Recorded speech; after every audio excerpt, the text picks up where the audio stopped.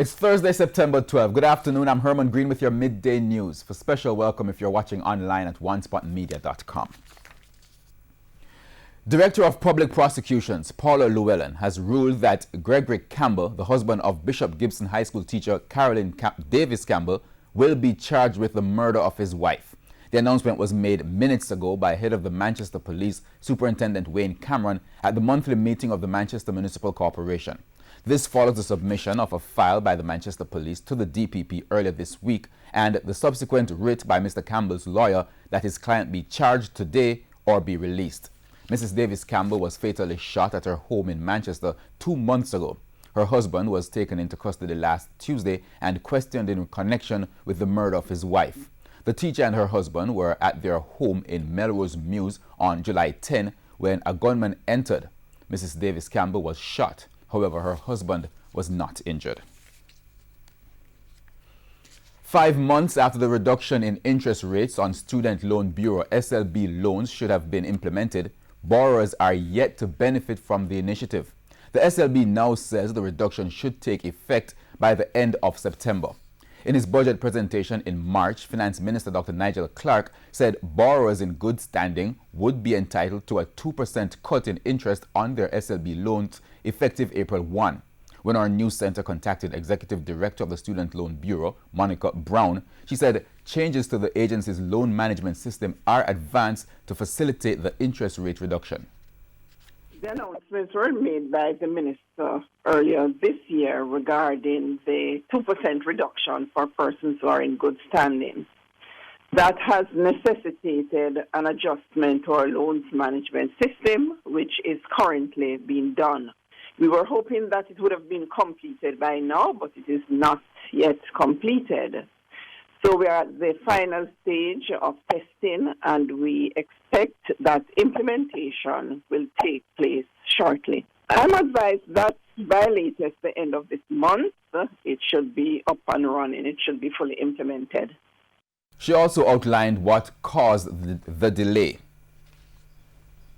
Well, it involves some software development, and you would know that this takes time. So the developers have been working to get it done, and we were certainly hoping that the process would have been done by now, but it is not fully completed. But the reality is it's software development that is involved in the change process, which takes time. So we are really waiting on delivery from the developers so we can have it fully implemented in our loans management system. The Jamaica Hotel and Tourist Association, JHTA, will be donating $20,000 to help with relief efforts in the Bahamas. President of the JHTA, Omar Robinson, made the declaration while speaking at the opening of the 2019 Jamaica Product Exchange, JPEX trade show at the Montego Bay Convention Center in St. James recently.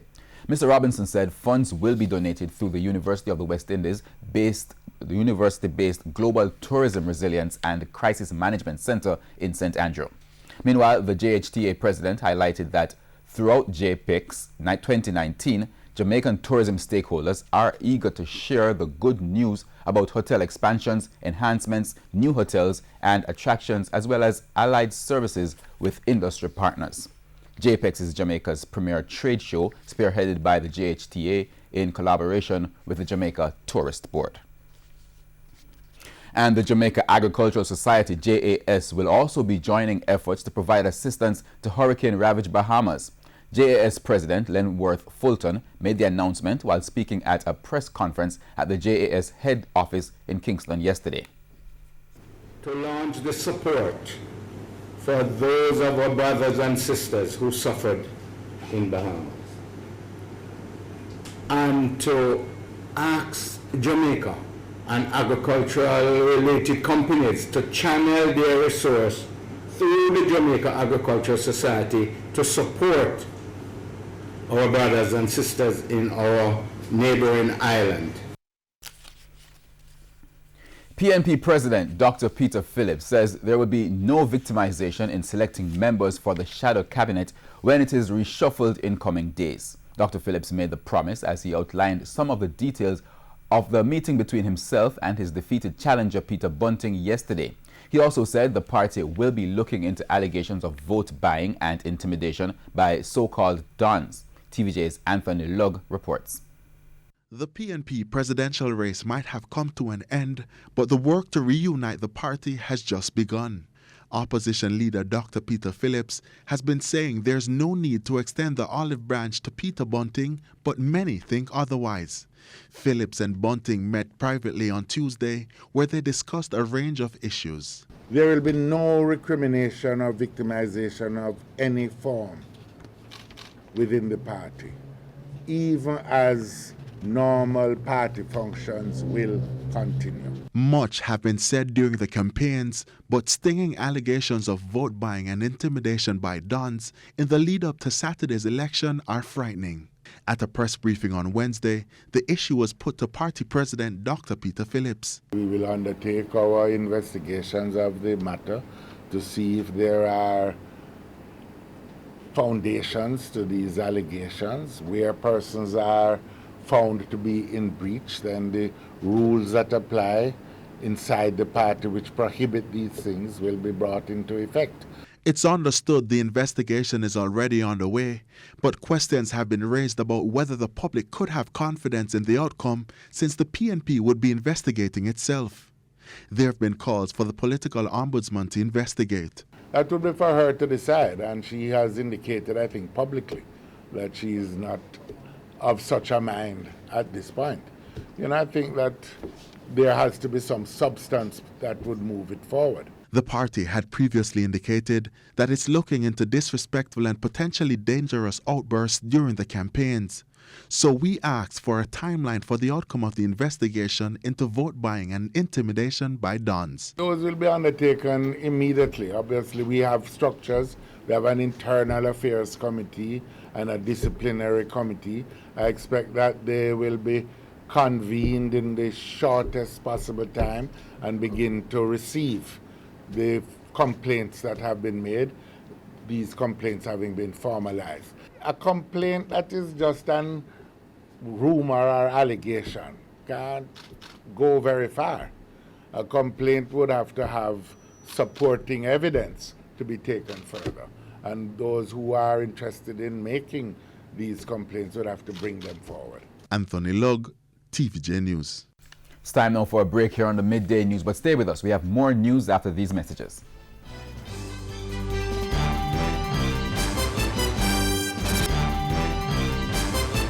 Welcome back, continuing the news. As unrest continues at the Edna Manley College of the Visual and Performing Arts, the Education Ministry is now being taken to task for not doing enough to address the concern of lecturers and students. Lecturer at the institution, Ibo Cooper, is anxious for more ministry intervention in the matter to quell unease among students. This latest call for action tops the list of complaints from students and lecturers about how the issue of sexual harassment allegations against a staff member has been handled. Earlier this week, a letter of complaint was prepared for the Prime Minister's attention, in which staff members declared a loss of confidence in the board chairman, Marigold Harding, and raised questions about the validity of the appointment of other board members. Mr. Cooper argues that the Education Ministry's involvement in dealing with the entire situation has been lacking, and this needs to change. We would like to make sure, though, and I'm saying this nationally, that the Minister of Education and the PM are getting the right information. I have a problem with the missing ministry here tonight, one. And two, the ministry rep said at the town hall, let's not go back over the past. Let's not find out who was leaking to the public. You know who reacted badly to that? The students. $195 million have been allocated for the renovation of 14 police stations in 6 parishes. National Security Minister Dr. Horace Chang outlined the need for the investment at a contract signing ceremony at the Ministry of National Security on Wednesday.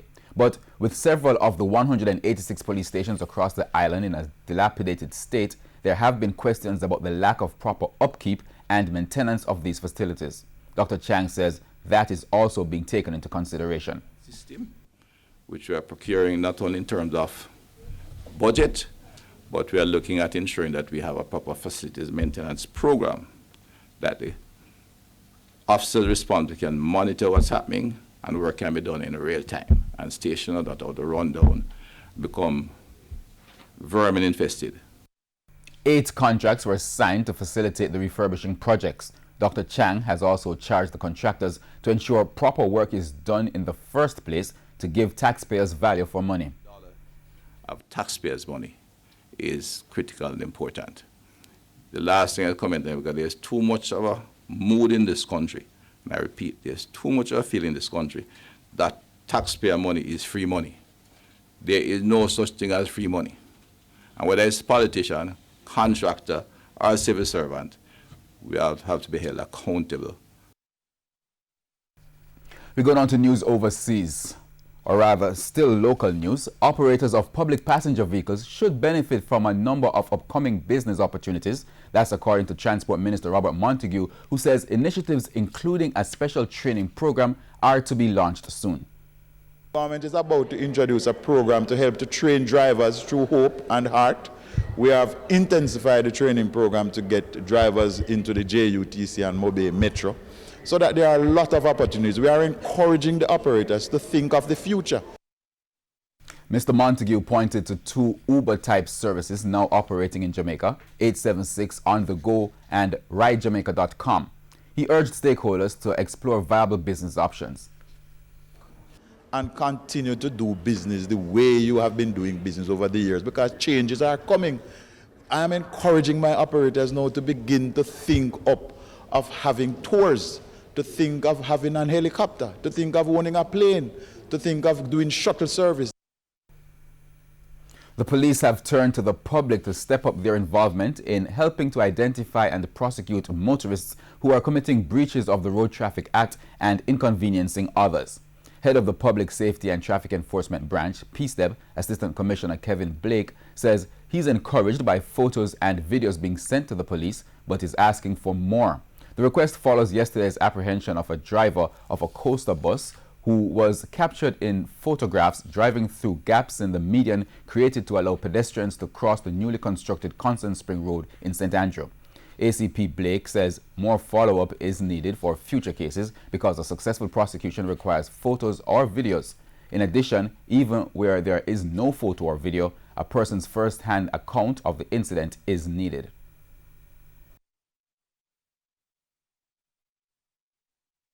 The photograph that was sent as a perfect example of what we'd like to see, because it clearly shows the vehicle committing the infraction.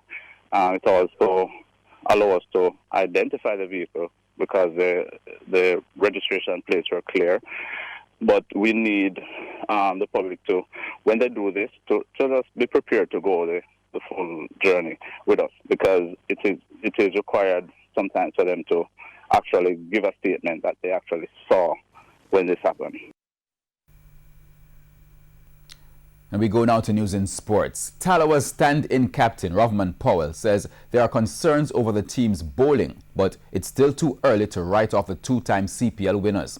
The Jamaican franchise will play the St. Lucia Zooks in their first of 5 home games today at Sabina Park, and after conceding 433 runs in their first 2 games, Powell is not in a rush to push the panic button.